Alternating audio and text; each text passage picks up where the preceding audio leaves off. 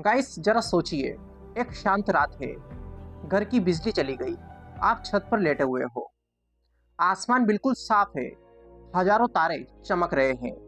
तभी घर का कोई बड़ा आपकी तरफ इशारा करके बोलता है कि देखो, वो सप्तर्षि है। आप ऊपर देखते हो और आपको दिखते हैं 7 तारे। एक अजीब सा पैटर्न, और दिमाग में एक सवाल उठता है, क्या सच में ये 7 ऋषि हैं या ये बस तारे हैं जिनकी हमने कहानी बना ली। हमारी आज की ये चर्चा इसी सवाल से शुरू होती है। सबसे पहले एक बहुत जरूरी बात हम समझ लेते हैं। हम आसमान में जो देखते हैं वो अभी नहीं होता। ये बात सुनने में थोड़ी सी अजीब लगती है, लेकिन यही खगोल शास्त्र यानी कि एस्ट्रोनॉमी की नींव है।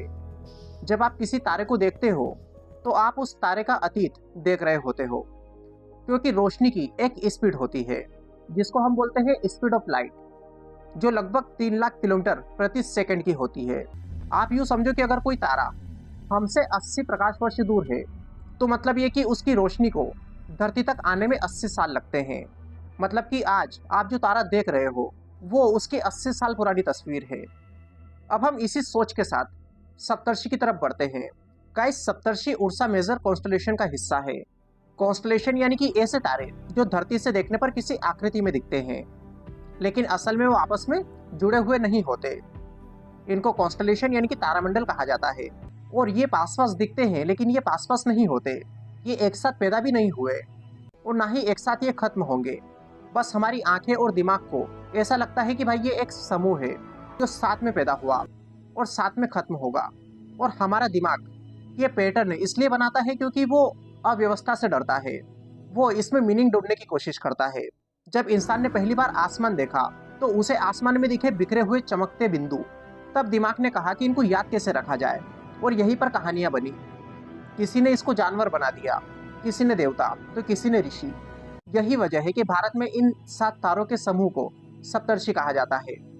दूसरी तरफ ग्रीस में इनको बिग डिपर कहा जाता है और चाइना में नॉर्थर्न लेडर। तारे वही है, बस कहानियां बदल दी गई।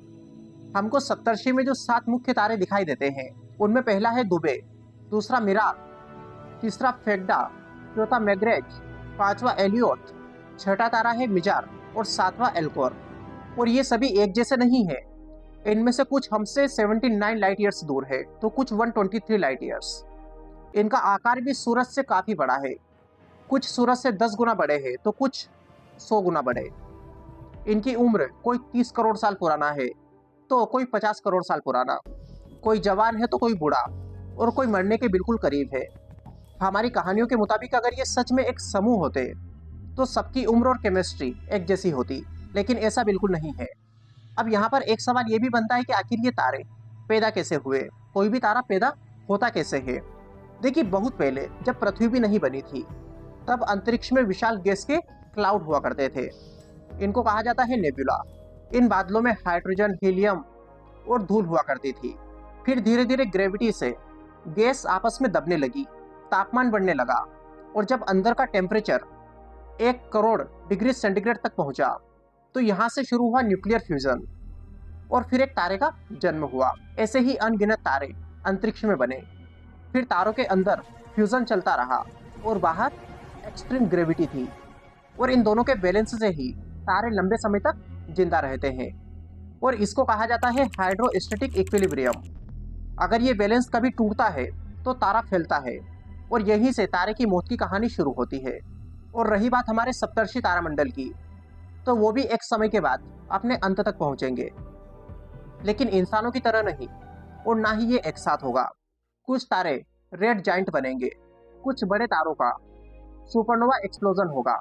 जब कोई बड़ा तारा, लाइक हमारा सूरज देख लो, ये भी एक समय के बाद धीरे धीरे रेड जाइंट बनेगा, यानी कि फैलता जाएगा, लेकिन इसकी गर्मी कम होती जाएगी। एक समय आएगा जब सुपरनोवा एक्सप्लोजन होगा, यानी कि यूं समझो कि सूरज फैलते फैलते ब्लास्ट हो जाएगा, खत्म हो जाएगा। या हो सकता है ये न्यूट्रॉन स्टार में बदल जाए।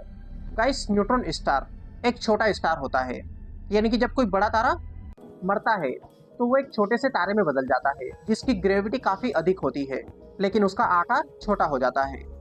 यूं समझो कि एक चम्मच न्यूट्रॉन स्टार माउंट एवरेस्ट के बराबर होता है। कुछ बड़े तारे ब्लैक होल में भी बदल जाते हैं, और ये सारी चीजें होने में करोड़ों अरबों साल लगते हैं। मजेदार बात यह है कि जब इंसान आग जलाना सीख रहा था तब भी ये तारे जल रहे थे। जब पिरामिड बने तब भी ये चमक रहे थे। और जब बुद्ध, महावीर, नानक आए तब भी ये वही थे। जब इंसान खत्म हो जाएगा, संभव है ये तारे तब भी रहेंगे। और रही बात इंसानों की, तो हम इंसानों को इनसे लगाव इसलिए है क्योंकि ये तारे स्थिर लगते हैं। बाकी आसमान घूमता है, लेकिन सप्तर्षि उत्तर दिशा बताते हैं। इसलिए यात्रियों ने, किसानों ने, नाविकों ने इनका इस्तेमाल किया। ये बने हमारे लिए नेचुरल जीपीएस सिस्टम। यानी कि सप्तऋषि तारामंडल कोई जीवित ऋषि नहीं है। वे न जन्म लेते हैं न सोचते हैं। वे सिर्फ तारे हैं जो फिजिक्स के नियमों से बंधे हैं। लेकिन उनको देखने वाला इंसान उनमें अर्थ ढूंढता है, कहानी बनाता है और खुद को ब्रह्मांड से जोड़ता है। लेकिन सवाल यह है कि अगर सब कुछ बदल रहा है तो ये पैटर्न हमेशा एक सा क्यों दिखाई देता है? क्या सप्तर्षि हमेशा ऐसे ही दिखेंगे? गाइस, इसका जवाब है नहीं। यूनिवर्स में कुछ भी स्थिर नहीं है, सब कुछ बदल रहा है। लेकिन बदलाव इतना धीमा है कि एक इंसान की पूरी जिंदगी में उसे ये महसूस नहीं होता। हर तारा अंतरिक्ष में चल रहा है, अपनी अपनी दिशा में, अपनी अपनी गति से, जिसको प्रॉपर मोशन कहा जाता है। नासा और यूरोपियन स्पेस एजेंसी के सिमुलेशन ये बताते हैं कि अगले 50,000 साल में सप्तर्षि का आकार थोड़ा सा बदल जाएगा। यानी कि जिसे हम आज सप्तर्षि कहते हैं, वो एक दिन पहचाना नहीं जाएगा। सच्चाई ये है कि सब कुछ धीरे धीरे बदल रहा है, लेकिन इंसान उसे स्थिर मान बैठा, क्योंकि इंसान की उम्र छोटी है और ब्रह्मांड का समय बहुत बड़ा। हम एक फ्रेम देखते हैं और सोचते हैं कि ये पूरी फिल्म है, लेकिन असल में हम सिर्फ एक सेकंड का दृश्य देख रहे हैं, एक ऐसी फिल्म का जो अरबों साल लंबी है।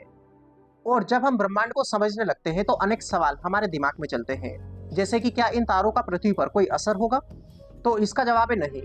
इसका असर ना हमारे मौसम पर पड़ेगा, ना दिमाग पर, और न ही किस्मत पर, क्योंकि ये हमसे काफी दूर है। इनकी ग्रेविटी हम पर असर नहीं डालती। सप्तर्षि का सबसे भारी तारा भी धरती पर एक मच्छर से ज्यादा असर नहीं डाल सकता। ये हमसे बहुत दूर है, तो इनकी रेडिएशन, इनकी ऊर्जा धरती तक आते आते खत्म हो जाएगी। सप्तर्षि तारामंडल का हमारे जीवन में बस इतना महत्व था कि पुराने समय में कंपास नहीं हुआ करते थे, कोई जीपीएस सिस्टम नहीं था, तब ये उत्तर दिशा बताते थे। तो यात्रियों ने, समुद्री नाविकों ने या रेगिस्तान पार करने वालों ने सप्तर्षि को एक दिशा सूचक बनाया। लगभग 2000 साल पहले ग्रीक खगोलशास्त्री प्टोलेमी ने अपनी किताब अल्मागेस्ट में उर्सा मेजर का जिक्र किया था। इसके अलावा भारत में, वेदों में, पुराणों में सप्तर्षि का उल्लेख मिलता है। अलग अलग सभ्यताओं ने अलग अलग कहानियां बनाई, लेकिन तारे वही रहे। और तारों की मौत कोई कल्पना नहीं है, ये फिजिक्स है। सप्तर्षि तारामंडल भी खत्म होगा। तारे के मरने का प्रूफ हमारे पास ऑलरेडी है। आपने 1054 AD के बारे में सुना होगा। ये एक तारा था जो ब्लास्ट हुआ था, इतना तेज कि ये दिन में भी दिखा था, जिसको हम क्रब नेबुला के नाम से जानते हैं। उस समय चाइना, अरब, इंडिया सबने इसको रिकॉर्ड किया था।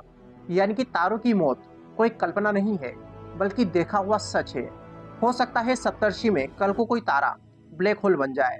हालांकि सप्तर्षि के अधिकतम तारे मीडियम मास के हैं।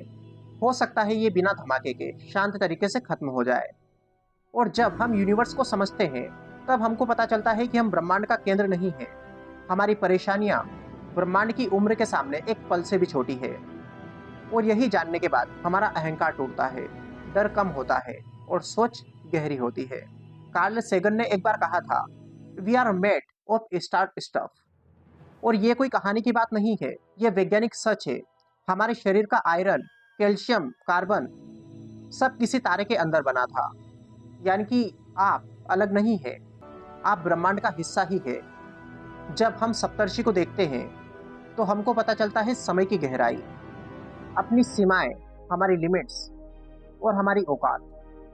तो गाइस, सप्तर्षि ना तो कोई ऋषि है, ना भाग्य बदलने वाले तारे, ना ये कोई संदेश देते हैं। ये बस जलते हुए गोले हैं जो फिजिक्स के नियमों से बंधे हैं। ये समय के साथ बदलते हैं, लेकिन हमारी उम्र कम होने के कारण हम इनके बदलाव को देख नहीं पाते। फिर ये साइंटिफिक बात थी। आपका नजरिया इसको लेकर क्या कहता है? अपने विचार कमेंट बॉक्स में बताइए। वीडियो पसंद आए तो लाइक करिए, चैनल पर नए हो चैनल को सब्सक्राइब करिए। Wish you all the very best. Thank you so much.